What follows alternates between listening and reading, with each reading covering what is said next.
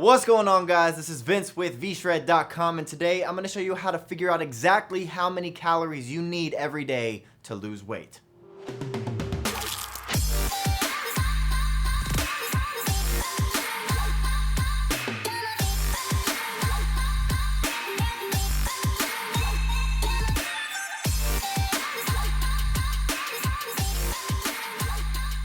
Alright, so like I said, today's video will be all about learning how to calculate your caloric intake for weight loss.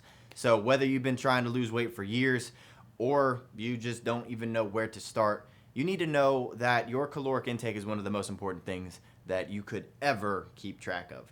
Yes, the types of foods that you eat and the times you eat those foods plays a huge role as well, but if you've ever heard the term calories in versus calories out, it's for a reason.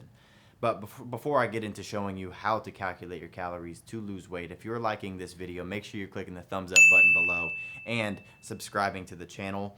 Also, if you're looking for a free tool that shows you exactly what to do to get in shape, click the link down in the description below this video to take my body type quiz right now. Now, if you've never heard the term calories in versus calories out, or even if you have, let's start with the basics.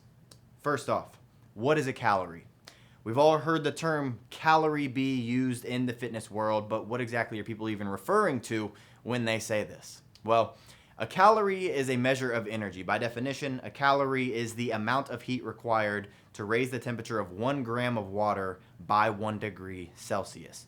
So, in all actuality, a calorie is just a unit of measurement.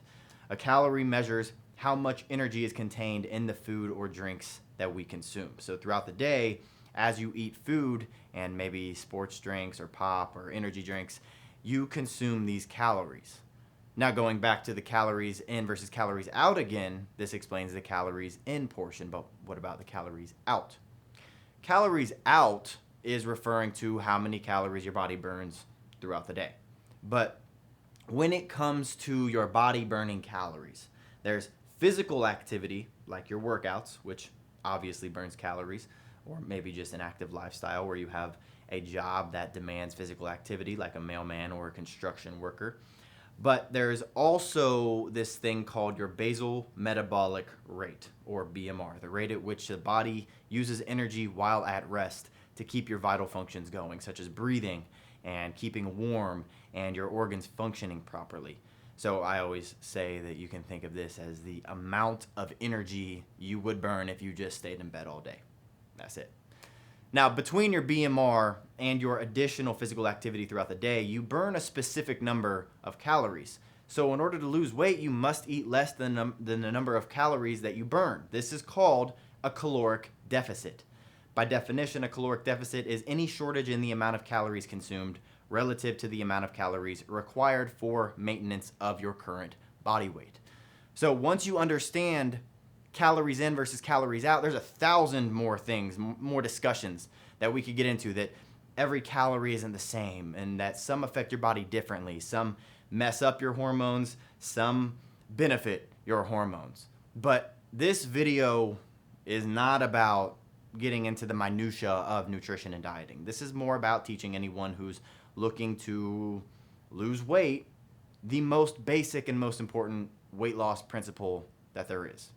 Create a slight caloric deficit, and then aiming to fill those calories up with as many unrefined foods as possible will be the next most important thing. But how do you create a caloric deficit? Well, as I mentioned, you got to know your BMR, which is just simply a single calculation based on your gender, your height, your age, and your weight.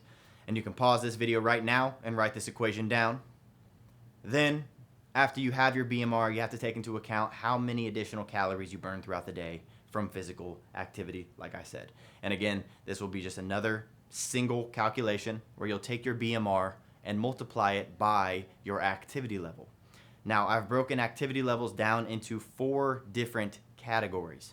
First is sedentary. Those of you who don't really work out and don't really have that active of a lifestyle, but let's say you are walking around throughout the day, maybe taking a few flights of stairs at work, your activity level is 1.325. So you would multiply your BMR by 1.325. Second is a light activity level. This is those of you who work out 1 to 3 times a week. Your activity level is 1.55, so you'll take your BMR and multiply it by that.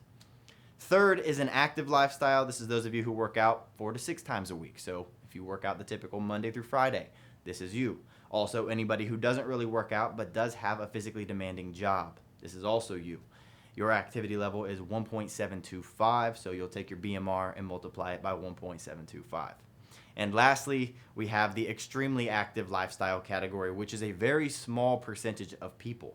I myself, I don't even fall into this category, and I work out 6 days a week, and I film for you guys all the time and film for our programs a lot.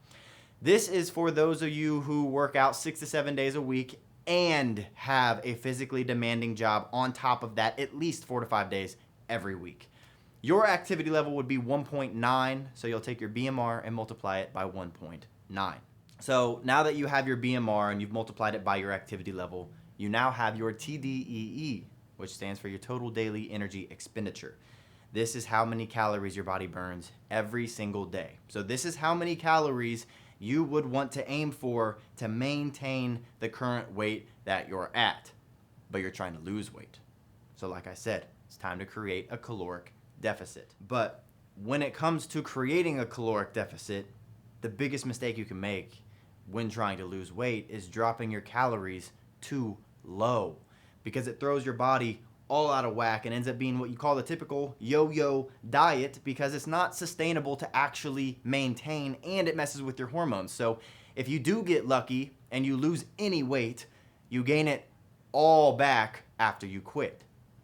So instead, you take the smarter approach by sticking with, let's say, a 20% deficit. Now, this is not the be-all, end-all percentage that will work best for everybody, but it's just a starting point. But a 20% deficit won't crash your metabolism regulating hormones like a starvation diet will, and it'll allow you to lose weight without leaving you starving all day. So in order to create a 20% deficit, you simply take the number you got for your TDEE and multiply it by 0.8, and that is how many calories you'll aim for every day to lose weight nice and steadily. Now, again, the types of foods that you eat to make up those calories matters. And if you're looking for a tool that will help you calculate your macros so you know exactly how many carbs, fats, and proteins you should have every day for your body type, click the link in the description below this video, and it will not only tell you your macros, but also tell you the 3 most important things stopping you from getting in shape fast.